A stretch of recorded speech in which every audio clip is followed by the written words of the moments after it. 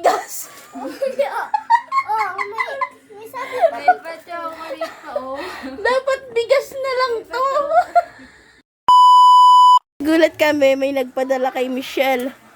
Tawag ng tawag sa kanya. Hindi namin alam kung sino. Para kanino yan kaya? Michelle? Michelle Pogan. Michelle Marquez to. Pogan nakalagay sa Tingnan mo nga. Michelle Pogan. 534 Villanueva Compound. Teka lang. Agores Street ka lang. 534. Ay, ito nga, 534. Ayan. 534. Tignan ko nga, kuya. Yung ano, yung address niya. Villanueva Compound. Michelle Pogan. Ito yung number eh. Ito yung tinawagin ko sa number. Kayo ba yung tumawag? Ako yung tumawag. Saan to galing? Michelle Pugan daw.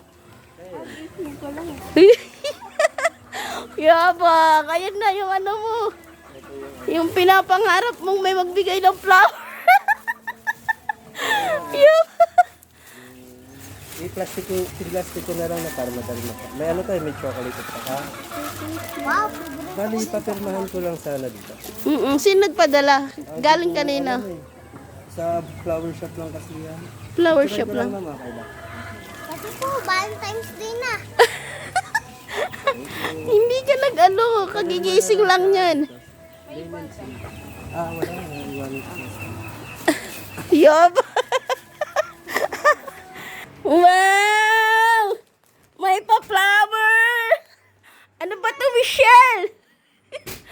Mukhang mamahalin tong bulaklak na to. Bakit hindi na lang bigas?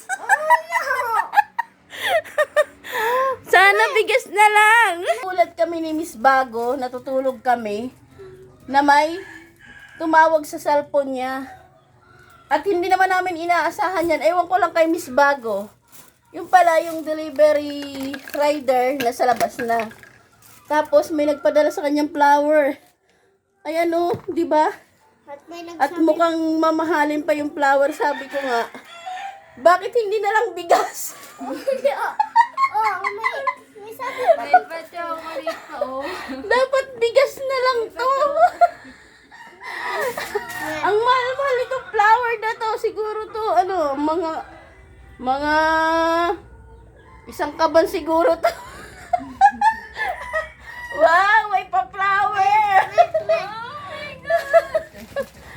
Padala yan sa kanya nung manliligaw niya sa ibang galing pa ng ibang bansa, guys. Manliligaw na si Miss Bago, guys.